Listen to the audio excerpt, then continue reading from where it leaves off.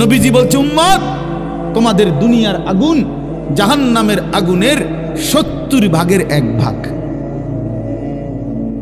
তোমাদের দুনিয়ার আগুনের চাইতে আরো 69 গুণ বেশি গরম জাহান্নামের আগুন। জাহান্নামের আগুন। আশ্চর্যের কথা হলো প্রিয় ভাই, হাদিসের মধ্যে আছে, এই কথা যখন নবীজি বলছে তো হাদিস আছে সাহাবীরা এভাবে লাফ দিয়ে উঠছে, চিৎকার দিয়ে উঠছে সাহাবীরা, চিৎকার দিয়া সাহাবীরা বলছে, ওয়া ইন্না যালিকা লাকাফিয়া ইয়া রাসূলুল্লাহ, হে আল্লাহর রাসূল, আহা বলেন কি, পুরাইয়া ছাই করে ফেলার জন্য দুনিয়ার আগুনটাই তো যথেষ্ট, আর এর চাইতে 69 গুণ বেশি যদি গরম হয় সে আগুনের পরিণতি কি হবে? আল্লাহ নবী সাল্লাল্লাহু আলাইহি সাল্লাম বললেন, উম্মত, তাহলে ভাবো, পুরাইয়া ফেলার জন্য তো দুনিয়ার আগুনটাই যথেষ্ট, অথচ তার চাইতে আরো 69 গুণ বেশি গরম 3000 বছরের এক টানা জ্বালানো আগুন জাহান্নামের আগুন। 3000 বছর শুধু জ্বালানোই হয়েছে। আল্লাহ নবী সাল্লাল্লাহু আলাইহি সাল্লাম বলছেন, দোস্ত, যদি এটা গল্প হইতো বলে এটা রূপকথা, এটা নাটকের কাহিনী, সিনেমার গল্প, এটা কোনো ব্যক্তির উপন্যাস, তাহলে তো হতো ভাইয়া, ফেলে দিতাম ছুঁড়ে। কিন্তু এ তো মহান আল্লাহর কথা, এটা তো আল্লাহ নবী সাল্লাল্লাহু আলাইহি সাল্লামের কথা। গত 1450 বছর ধরে আল্লাহ এবং তার রাসূলের কোনো কথা পৃথিবীর অন্যদের কথা ভুল প্রমাণিত হয়েছে, কিন্তু আল্লাহ এবং রাসূলের কোনো কথা আপনজন কিংবা দুশ্মন কারো কাছেই একটি অক্ষর এই 1500 বছরে ভুল প্রমাণিত হয় নাই। পৃথিবীর ইমানদাররাও এটা নিয়ে আল্লাহর কোরআন নবীর জীবন নিয়ে গবেষণা করে, আবার কাফের বেঈমানরাও আমাদের নবীর জিন্দেগি নিয়ে গবেষণা করে। সবার কাছেই তিনি সর্বশ্রেষ্ঠ, সবার কাছেই ওনার কথা, আল্লাহর কথা সবচেয়ে শ্রেষ্ঠতম সত্য। কিন্তু পৃথিবীতে বিজ্ঞান, পৃথিবীর সবচেয়ে আধুনিক জ্ঞান হলো বিজ্ঞান। এই বিজ্ঞান প্রতিনিয়ত তার সিদ্ধান্ত বদলায়, বিজ্ঞানের থিওরি বদলায়, বিজ্ঞানের ফয়সালা বদলায়, নতুন নতুন গবেষণা আসে, নতুন নতুন থিওরি আসে, পিছনে একটা ভুল প্রমাণিত হয়।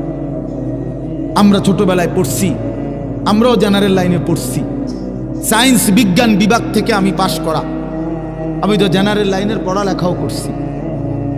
বিজ্ঞান বিভাগ থেকে আমি দাখিল পাশ করছি 1998 সালে, ভিক্টোরিয়া কলেজ থেকে মাস্টার্স পাশ করছি। এই জন্য বন্ধু আমি তো পড়ছি, বিজ্ঞানের থিওরি তো প্রতিনিয়ত বদলায়। পিথাগোরাসের থিওরি, কোপার্নিকাসের থিওরি, এক সময় ছিল পৃথিবীতে যে কারো সিদ্ধান্ত ছিল পৃথিবী স্থির বাকিটা ঘোরে, কখনো সিদ্ধান্ত ছিল এরপরে সূর্য স্থির বাকিটা ঘোরে। এরপরে সর্বশেষ যখন আধুনিক বিজ্ঞান আসলো, নিউটন পরবর্তী, ওনারা বলল যে না, সব কিছু ঘোরে। কোরআনুল কারীম 1500 বছর আগে বলছে, ওয়াকুল্লুন ফি ফালাকিন ইয়াসবাহুন, সব কিছু ঘোরে।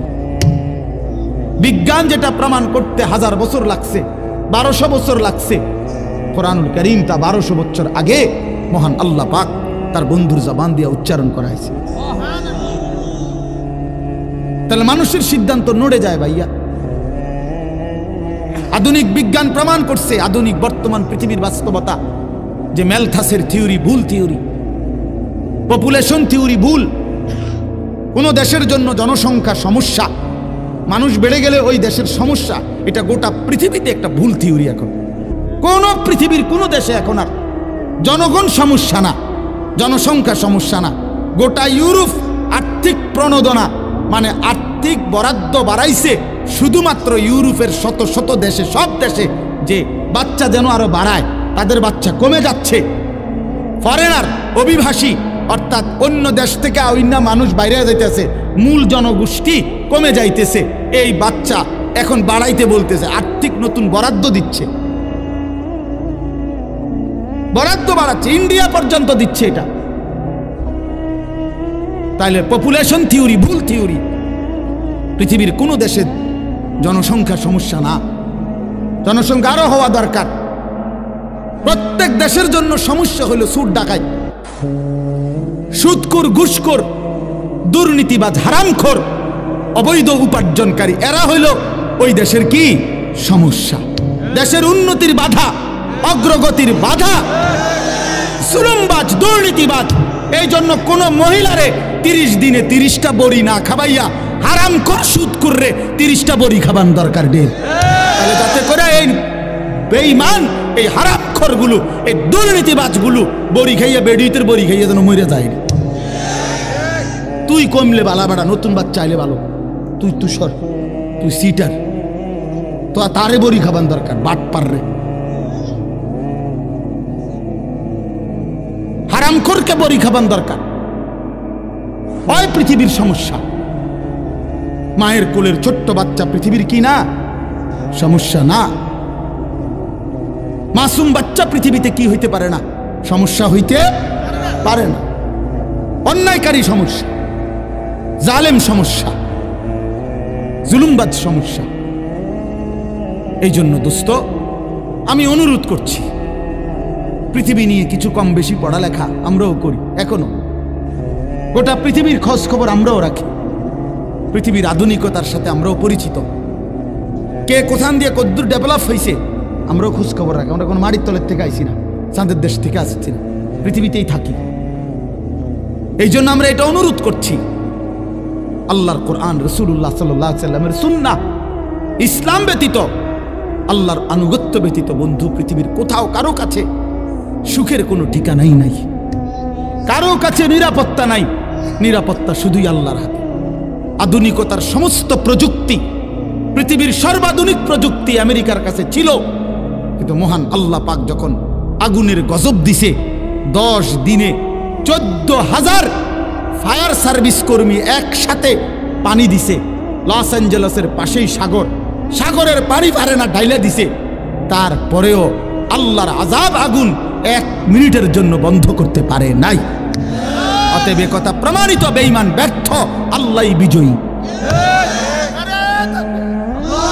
আল্লাহই বিজয়ী। বেটা, এটা বুঝতে হবে বন্ধু, আল্লাহই বিজয়ী।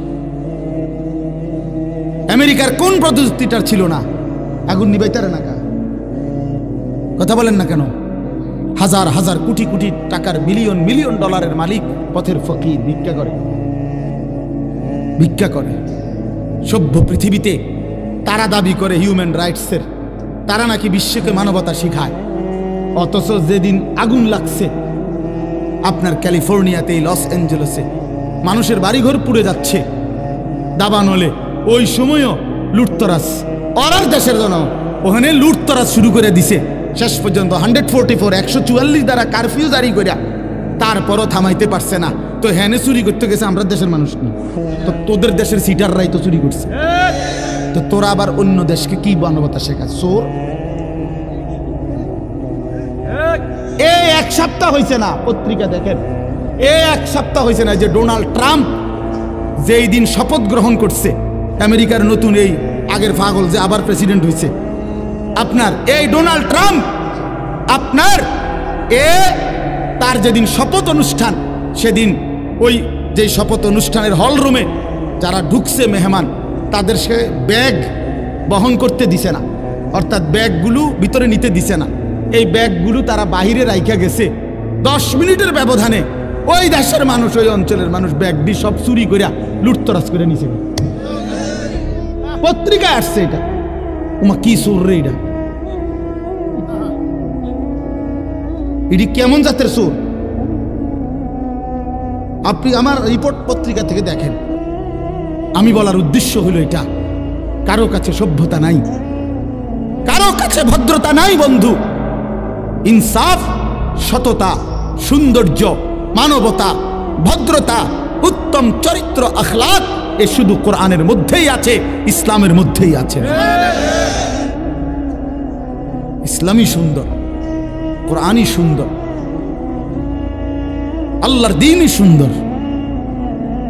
হ্যাঁ হ্যাঁ যুবক, এজন্য যাদের মতো সাজলা তাদের তলা নাই। এই চুল যেই বেঈমানকে দিয়ে সাজলা, ওই বেঈমানের পায়ের তলে মাটি নাই। এই পোশাক আদি তোমরা যারা বানাইছো, চুল, এই শয়তানের এই চুল, ইবলিসের এই চুল, কাফের বেঈমানের এই চুল, আহা তোমারে নিয়ে দুশ্মন, হায় হায় তোমারে নিয়ে বান্দর খেলা খেলে। তোমার 1 বছরের ভিতরে কয়বার চুল বদলাইলো? তোমার 1 বছরের ভিতরে কয়বার প্যান্ট বদলাইলো, তোমার 1 বছরের ভিতরে কত ডিজাইন বদলাইলো। বেঈমানে তোমারে নিয়ে খেলে, বান্দর খেলা খেলে। কাফের মুশরিক তোমারে নিয়ে বান্দর খেলা খেলে। বেঈমানে তোমারে যেভাবে ডিজাইন দেয়, তুমি মিনিটের মধ্যে আবার ওইটা বদলায় ফেলো। তো তোমার ধর্ম কি? আত্মপরিচয় কি? তুমি কোন ধর্মের? তোমার বাবা কে? তোমার মা কে? তোমার বংশটা কি? তোমার আত্মপরিচয় কি বাবা? ইনসাফের সাথে বলো ভাই, একটা ছেলে হইল বাবা, তোমার আত্মপরিচয় আছে কিনা? কোনো আত্মসম্মান আছে কিনা? তোমার কোনো আলাদা ধর্ম আছে কিনা? তোমার কোনো বানানেওয়ালা আছে কিনা? আমাদের প্রিয় নবী সাল্লাল্লাহু আলাইহি ওয়াসাল্লামের চাইতে সুন্দর কুল কায়নাতের মধ্যে আর কে ছিল? আর কে হবে? কথা বলেন না। প্রিয় নবী সাল্লাল্লাহু আলাইহি সাল্লামের চাইতে সুন্দর আর কেউ আছে? হযরত কাব ইবনে মালিক রাদিয়াল্লাহু তাআলা আনহু বলেন, আল্লাহর নবী সাল্লাল্লাহু আলাইহি সাল্লাম ইজা সাররা ইস্তানারা ওয়াজহুহু, নবীর সাহাবী কাব ইবনে মালিক বলে, নবীজি যখন হাসতেন, নবী সাল্লাল্লাহু আলাইহি সাল্লামের পুরো চেহারা মোবারক নূরে নূরে ভরে যেত, আলোয় ভরে যেত, আলোয় ভরে যেত। কান্নাহু কিতাতুম মিনাল কামার। হযরত কাব বলেন, আমার মনে হতো যেন চাঁদের একটা টুকরা প্রিয় নবীর চেহারা, এমন সুন্দর ছিলেন তিনি। হযরত আবু হুরায়রা তিনি বলেন, আল্লাহর নবী যখন হাসতেন আমার মনে হতো কান্না শামসা তাজরি ফি ওয়াজহিহি, মনে হতো যেন ওই পবিত্র চেহারার মধ্যে আসমানের সূর্যটা খেলতেছে, এমন সুন্দর ছিলেন।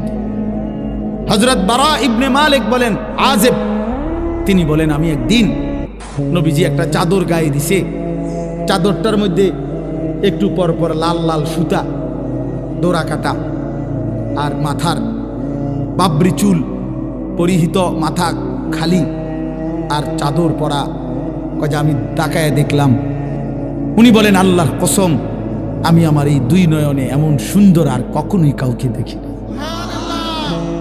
চমৎকার লাগছে যে ওই চাদর পরা রাসূলকে দেখে, ওই বাবরি চুলওয়ালা নবীকে দেখে এই 2 নয়নে এমন সুন্দর আমি আর কাউকে দেখি।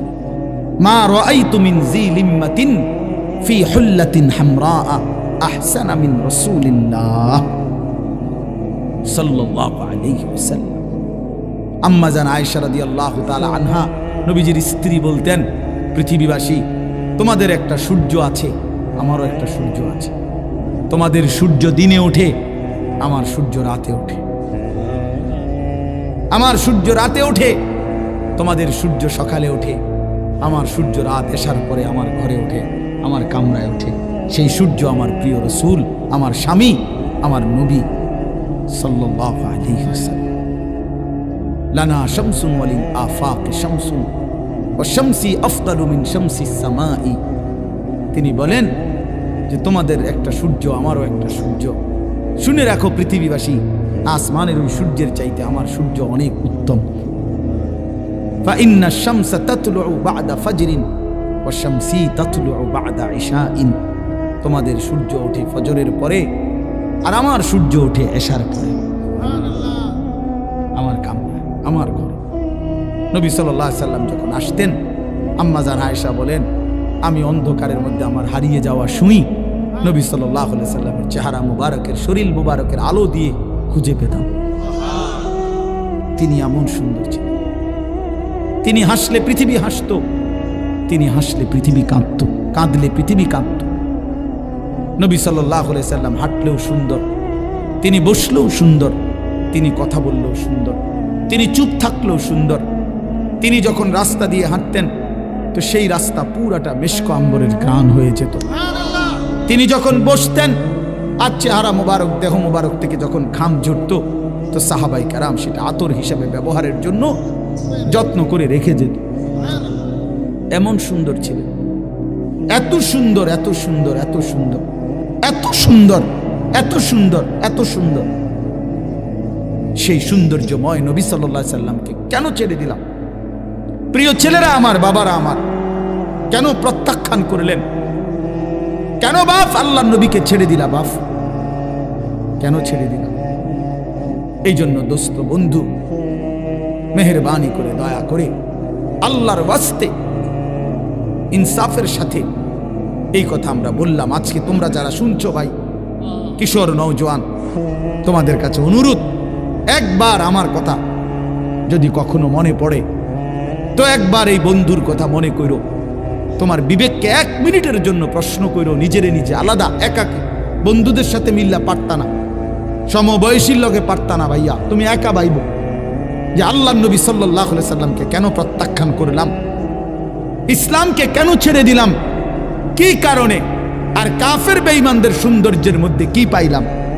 নফসের শাহওয়াত, মনের চাহিদা পূরণ ছাড়া আর কি? আর মনের চাহিদা পূরণ, মনের ইচ্ছা মতো চলা, এটা তো আল্লাহ তাআলা বলছে কুকুরের স্বভাব। বলছি কিনা, একটু আগে বলছি কিনা এই আয়াত?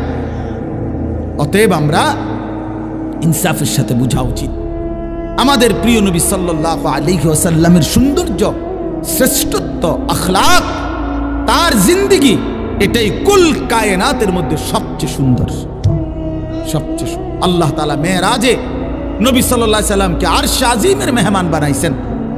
আরশে আজিমে নিয়ে আল্লাহ বন্ধুকে বলছেন, বন্ধু আজকে আপনাকে যেখানে আনলাম, আপনাকে শুধু বলতে চাই 2টা কথা। আল্লাহ নবীকে বলছে, বন্ধু 1 নাম্বার কথা হলো, আজ এই মেরাজের রাতে আমি 2 জিনিস প্রমাণ করি আপনাকে, শুনেন। এক হলো, আপনি নিচের দিকে তাকায়া দেখেন, আপনার কদমের নিচেই আমার গোটা সৃষ্টি জগৎ। আপনার উপরে আর কিচ্ছু নাই, কোনো সৃষ্টি নাই, আর কোনো মখলুকাত নাই, শুধু আমি আল্লাহ আছি উপরে, আর আপনার কদমের নিচেই আমার গোটা সৃষ্টি। অতএব আপনার মর্যাদা আপনি বুঝে নেন, পৃথিবীবাসীও বুঝে নেক, কিয়ামত পর্যন্ত বুঝে নিক যে আমি আল্লাহর পরে গোটা সৃষ্টির উপরে আপনি রাসূলের মর্যাদা। বাদাজ খুদা বুজুর্গ তুই কিসায়ে মুখতাসার, আল্লাহর পরে সব সৃষ্টির উপরে আপনার মর্যাদা। আজ মেরাজে এনে আমি সেটা প্রমাণ করে দিলাম। 2 আল্লাহ বুঝাইতে চাইছে, বন্ধু চারিদিকে তাকায় দেখেন, যত উঁচু জায়গায় ওঠে মানুষ তত চারদিকে বেশি দেখা যায়, ঠিক না? তো সর্বোচ্চ উঁচু জায়গায় নবীজিকে উঠাইয়া আল্লাহ তাআলা বলছেন, বন্ধু চারদিকে তাকাইলেই আমার গোটা সৃষ্টি জগৎ আপনি দেখতে পাবেন, কারণ এর উপরে কোনো সৃষ্টি নাই, সব আপনার নজরে পড়বে, আপনি চারিদিকে দেখেন। দেখার পরে আল্লাহ বললেন, বন্ধু অতএব এবার দেখলেন তো, এবার শুনেন, এই গোটা সৃষ্টি জগতের যেটুকুর রব আমি আল্লাহ, ওইটুকুর রহমত আপনি মুহাম্মদুর রাসূলুল্লাহ।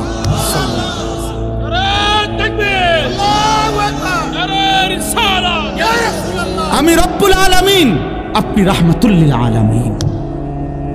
যত কিছুর রব আমি, তত কিছুর রহমত আপনি।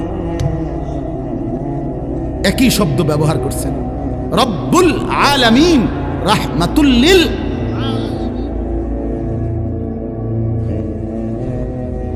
তাহলে নবী সাল্লাল্লাহু আলাইহি সাল্লাম কতটুকুর রহমত? আল্লাহ যেতটুকুর রব, বলে না নবীজি কতটুকুর রহমত? আল্লাহ যেটুকুর রব। আল্লাহ রব কতটুকুর? সবটার। কথা বলেন না, সবটার রবকে। এই জন্য এমন রাসূল সাল্লাল্লাহু আলাইহি সাল্লামকে কেন ছেড়ে দেওয়া? চেহারায়, সুরতে, চলনে, বলনে, আচরণে, উচ্চারণে, আমলে, আখলাকে, জীবন চলার প্রতিটা ক্ষেত্রে কেন আল্লাহ নবী সাল্লাল্লাহু আলাইহি সাল্লামকে প্রত্যাখ্যান করলাম? এটা যুক্তি তো থাকা উচিত। ব্রাশ কেন পছন্দ হইল, মেসওয়াক কেন অপছন্দ হইল বলেন? একটা যুক্তি দেখান, এটার কারণ দেখান। মনে করেন এই যে মেসওয়াক নবী সাল্লাল্লাহু আলাইহি ওয়াসাল্লাম নিয়মিত ব্যবহার করতেন, তাইলে এটা কেন অপছন্দ হইল? ব্রাশ ওই জায়গার মধ্যে পুরাপুরি জীবনের সাথে মিশে গেল কেন ভাই? আপনি কখনোই শুনেন নাই যে মেসওয়াক নবীজির সুন্নাত? তো এটা কেন প্রত্যাখ্যান করলেন? জীবন থেকে টোটালি ভুলাই দিলেন। দস্তরখান সমান জায়গায় বিছায়া, এটা নবী সাল্লাল্লাহু আলাইহি সাল্লামের সুন্নাত, এটা কেন ছেড়ে দিলেন? ডাইনিং টেবিলটাকে জীবনের জন্য স্থায়ী করে নিলেন কেন বাপ? আপনি শোনেন নাই দস্তরখান নবীজির সুন্নাত? বলেন, বলেন না বাবা। নবী সাল্লাল্লাহু আলাইহি ওয়াসাল্লাম কখনোই দুর্গন্ধ পছন্দ করতেন না। এক বিন্দু, একটা কাঁচা পেঁয়াজের গন্ধ, কাঁচা রসুনের গন্ধ নবীজি পছন্দ করতেন না, ঘামের গন্ধ নবী পছন্দ করতেন না। এত পরিচ্ছন্ন পবিত্র সুগন্ধিময় তিনি ছিলেন। হাদিসে আছে নবী সাল্লাল্লাহু আলাইহি সাল্লাম বলছেন, পৃথিবীতে তিনটা জিনিস আমার সবচেয়ে প্রিয়। এক নাম্বার হলো আত্তিব, আতর, সুগন্ধি, এক নাম্বার এটা। তো যেই নবী সাল্লাল্লাহু আলাইহি সাল্লাম কোনোভাবেই দুর্গন্ধ পছন্দ করতেন না, নিজেকে পবিত্র সুগন্ধিময় রাখা এটা নবী সাল্লাল্লাহু আলাইহি সাল্লামের সুন্নাত। আপনি যে 60 বছর পর্যন্ত বিড়ি সিগারেটের এই দুর্গন্ধ নিজের জীবনের সাথে মিলাইয়া নিলেন, কেন নিলেন? কথা বলেন না কেন? বিড়ি সিগারেট সুগন্ধিময় না দুর্গন্ধময়? তো এটা কেন জীবনের জন্য বাধ্যতামূলক করে নিলেন? 60 বছর বয়সেও আপনি এখনো বিড়ি সিগারেট খান আমার বাবা, তো সেই নবী সাল্লাল্লাহু আলাইহি সাল্লামের সামনে সুপারিশের জন্য কেমনে দাঁড়াইবেন? সুপারিশের কোনো নিয়ম কানুন নাই। কথা বলেন না কেন? নবীজির সুপারিশের কোনো নিয়ম কানুন নাই, কি কোনো আইন কানুন নাই, কোনো কাগজপত্র নাই। তো এটা কি? আল্লাহ নবী সাল্লাল্লাহু আলাইহি সাল্লাম বলে দিছে নাকি যে উম্মত মৃত্যু পর্যন্ত গুনাহ, চুরি, ডাকাতি, জিনা, ব্যভিচার, সুদ, ঘুষ, মদ, জুয়া, নারী, ছবি, নাটক, সিনেমা, বিড়ি, সিগারেট, বেপর্দা, বেহায়াপনা করতে থাকবা মৃত্যু পর্যন্ত, আমার কাছে আসবার পরে আমি জান্নাত দিয়ে দেব। এই তো সুপারিশ, এটাই তো কথা। তাইলে বলেন বাবা, ওই দুর্গন্ধওয়ালা চেহারা নিয়া, মুখ নিয়া নবীজির সামনে কেমনে দাঁড়াইবেন? কেন ভুলে গেলেন? কেন ভুলে গেলেন? আল্লাহ নবী সাল্লাল্লাহু আলাইহি সাল্লামের এক এক সুন্নাতকে কেন প্রত্যাখ্যান করলেন? কেন প্রত্যাখ্যান করলেন? বলেন, ইনসাফের সাথে বলেন। বলেন, দাড়িবিহীন চেহারা কেমনে পছন্দ হইল? দাড়িওয়ালা চেহারা অপছন্দ হলো কেন? বলেন। কাউরে একক লজ্জা দেওয়া খোদার কসম আমার উদ্দেশ্য না, কিন্তু আমি বিবেক জাগাইতে চাই, দিল জাগাইতে চাই। বিবেকের সাথে বোঝাপড়া করেন। কেন আল্লাহ নবী সাল্লাল্লাহু আলাইহি সাল্লামের চেহারা মোবারকের সৌন্দর্য আপনি ফিরাই দিলেন? কেন প্রত্যাখ্যান করলেন? বলেন। এই পৃথিবীর একমাত্র ইতিহাস, এই পৃথিবীতে আসমানের নিচে জমিনের উপরে একমাত্র ঘটনা পৃথিবীতে যে দাড়িওয়ালা যুবকের সৌন্দর্য দেখে 40 জন নারী হাতের আঙ্গুল কাইটা ফেলছে, এটা পৃথিবীতে যুবকের, দাড়িওয়ালা যুবকের ঘটনা। কিন্তু দাড়িবিহীন কারো এমন ঘটনা ঘটছে পৃথিবীর ইতিহাসে এমন নাই। আর সেই দাড়িওয়ালা যুবকের নাম ইউসুফ আলাইহিস সালাম। ওই যুবক তো দাড়িওয়ালা যুবক ছিল। কথা বলেন না কেন? বলেন, সাফ বলেন, ইনসাফ করে বলেন। বলো নওজোয়ান, রাসূলুল্লাহ সাল্লাল্লাহু আলাইহি সাল্লামের পবিত্র চুল মুবারক বাবরি চুলওয়ালা ছিল। সাহাবী বলেন, এমন সুন্দর আমি আর কোনোদিন দেখি নাই। তাহলে তোমরা যারা ইহুদি, খ্রিস্টান, কাফের, মুশরিক, দাজ্জাল, বেঈমানের মতো চুল রাখছো, বাবা কারে জিজ্ঞাসা করা? নবীজির চুল মুবারকের সৌন্দর্য ফেলে দিলা কেন? ফেলে দিলা কেন বাবা? কোরআন শরীফে আছে, আল্লাহ বলছে যার আমলনামা হাসরের ময়দানে হালকা হবে, গুনাহ ভারী হবে, ফাউম্মুহু হাভিয়া, তার মাথার সামনের চুল ধরে তারে ফেরেশতা টান দিয়া খোদার কসম জাহান্নামে হাসরের মাঠে তারে ফেলে দিবে, এরপরে লাথি দিয়া জাহান্নামে ছুঁড়ে মারবে। ওই জন্য অপেক্ষা করো যুবক, তোমাদের এই পেখমওয়ালা চুল জাহান্নামের ফেরেশতা ধরতে সুবিধা হবে। মনে রাখো বাপ, ফেলে দিও, কোনো অসুবিধা নাই, আমার বলা আমি বলে গেলাম। আর যদি কোনোদিন সুযোগ না পাই তো একবারই বললাম, আমি মালিকের কাছে বলতে পারবো, আমি বলছি মাওলা আপনার বান্দাদের কাছে। বলেন, কোরআন শরীফে আছে আল্লাহ তাআলা আবু জাহেলকে বলছে, আবু জাহেল তোর সামনের বড় চুল ধরে আমি তোরে হাসরের ময়দানে বেইজ্জতি করব।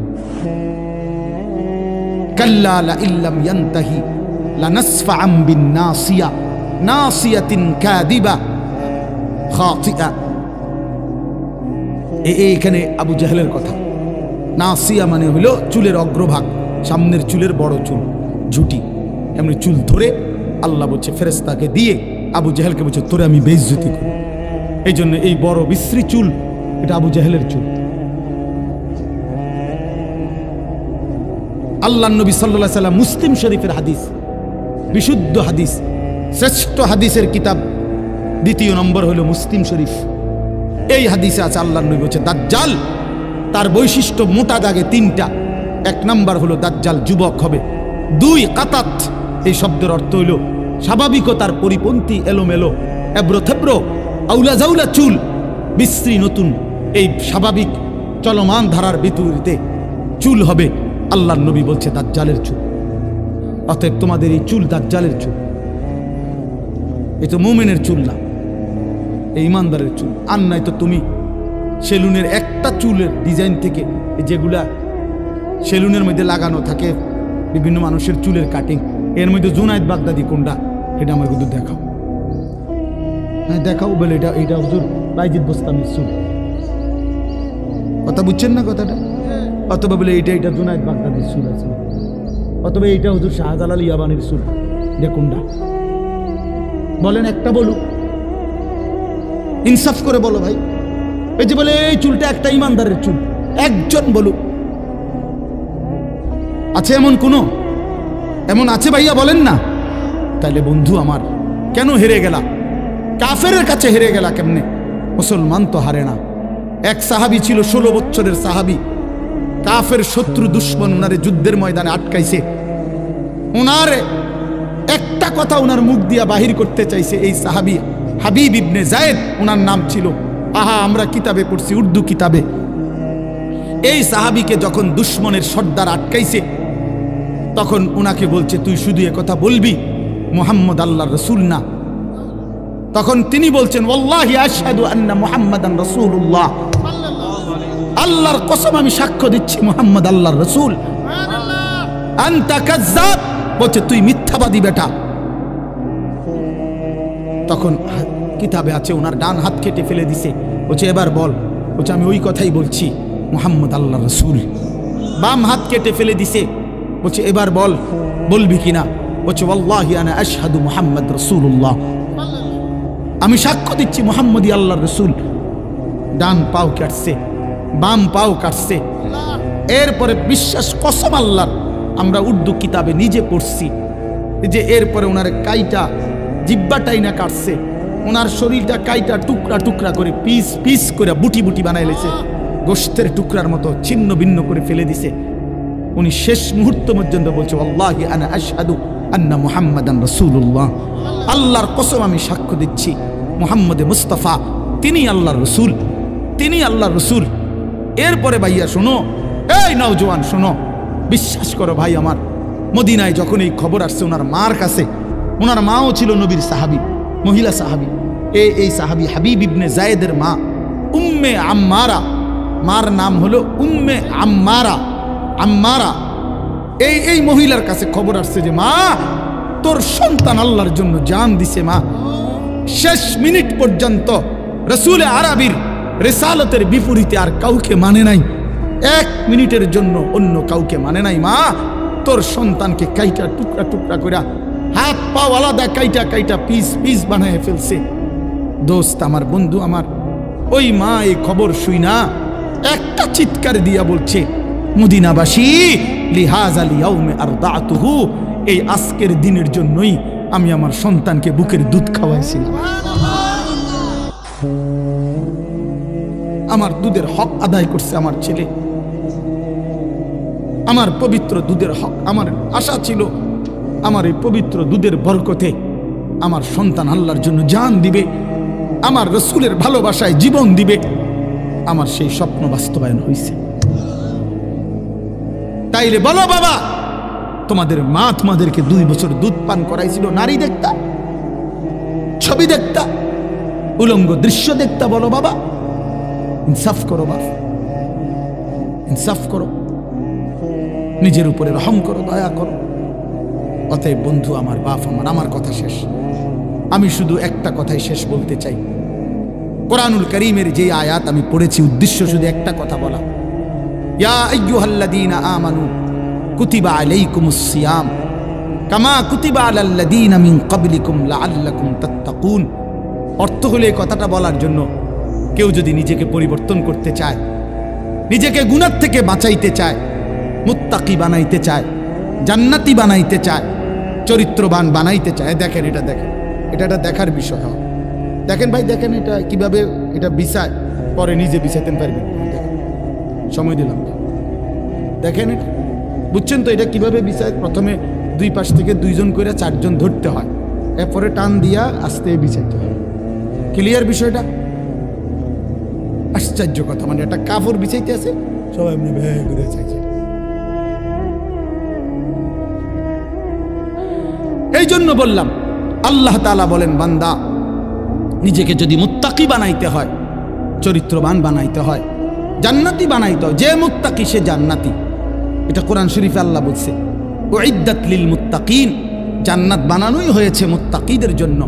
অতএব আল্লাহ তাআলা বললেন, বান্দা তুমি একটা মাস রমজানে রোজা রাখো, ইমানদার আমি ওয়াদা দিলাম একটা মাস আমার হুকুম মানবা, একটা মাস গুনাহ থেকে নিজেকে বাঁচায় রাখবা, একটা মাস নাফরমানির কিছু করবা না, চুরি ডাকাতি জিনা বেবিচার মদ জুয়া নারী ছবি অশ্লীল দৃশ্য গুনাহ আর বেহায়াপনা হারাম রোজগার। একটা মাস বান্দা, আমি 30টা দিন সময় চাইলাম তোমার কাছে, মাত্র 30টা দিন বান্দা তুমি যদি আমারে দাও, আমার হুকুমটা মানো, আমি আল্লাহ ওয়াদা দিলাম 30 দিনেই তোমারে আমি মুত্তাকি বানায় দেব, 30 দিন পরেই জান্নাতি বানায় দেব। উইদ্দাত লিল মুত্তাকিন, আল্লাহ বলছে জান্নাত বানানোই হয়েছে মুত্তাকিদের জন্য। অতএব দোস্ত আমার, বাবা আমার, বন্ধু আমার, এই ভাইয়ের কথা যদি কারো দিলে লাগে, তাহলে আমি অনুরোধ করছি, রমজান আমাদের সামনে আর মাত্র 32 দিন সামনে আছে। রমজান, মাহে রমজানের শুভ দিন। মাহে রমজানকে সামনে রেখে ইনশাআল্লাহ আমরা নিয়ত করি, দিল থেকে চাই যে আমরা আমাকে পরিবর্তন করব, নিজেকে পরিবর্তন করব। রমজান একটা সুযোগ।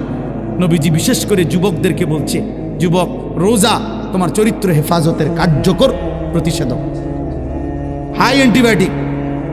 ফাইন্নাহু লাহু বিজাউন, আল্লাহর নবী বলছেন রোজা যৌন শক্তি, যৌন কামনা বাসনাকে দমন করে রাখে, নিজের লজ্জাস্থানের হেফাজতে সহযোগিতা করে, আখলাকে চরিত্র ভালো রাখতে সহযোগিতা করে। আল্লাহর নবী বলছেন এটা।